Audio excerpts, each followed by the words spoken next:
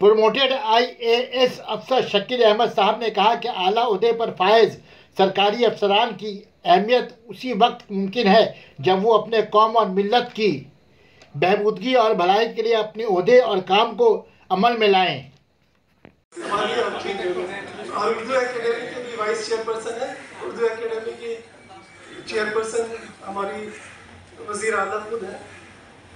और स्टेज पे तशरीफ फरमा इज़्ज़त माब जनाब अहमद हसन इमरान साहब, जो हाल ही में वेस्ट बंगाल माइनॉरिटी कमीशन के चेयरमैन मुंतखब किए गए हैं।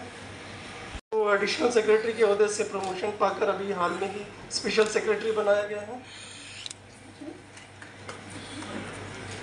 जी, जो सरकारी मुलाजिम होते हैं उनका एक हिस्सा होता है, ठीक वक्त पे प्रमोशन मिलता है और जैसे जैसे दिन गुजरेंगे प्रमोशन आते ही रहता है। ये बहुत बड़ी बात नहीं है। बड़ी बात जो ये है कि हम अपनी पोजीशन को किस तरह से लोगों के काम में लगा रहे हैं, ये बहुत बड़ी बात है।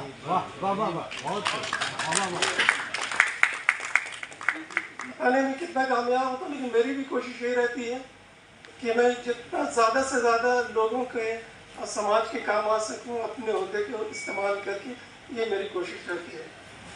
तो ये बहुत जो दूसरी बात यह है कि मैं सीखता रहता हूँ। आप लोग यहाँ जो है किसी से डायरेक्टली साथ बात करने के बाद सीखता हूँ, किसी से दूर से देख कर सीखता हूँ।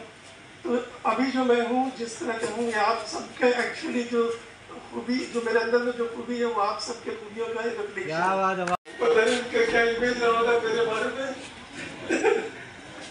लगता तो उनको भी लगता होगा कि वो बहुत बेपरवाह एक लड़का है, लापरवाह है।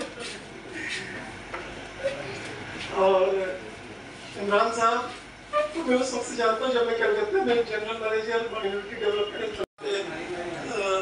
पोस्टेड हुआ था।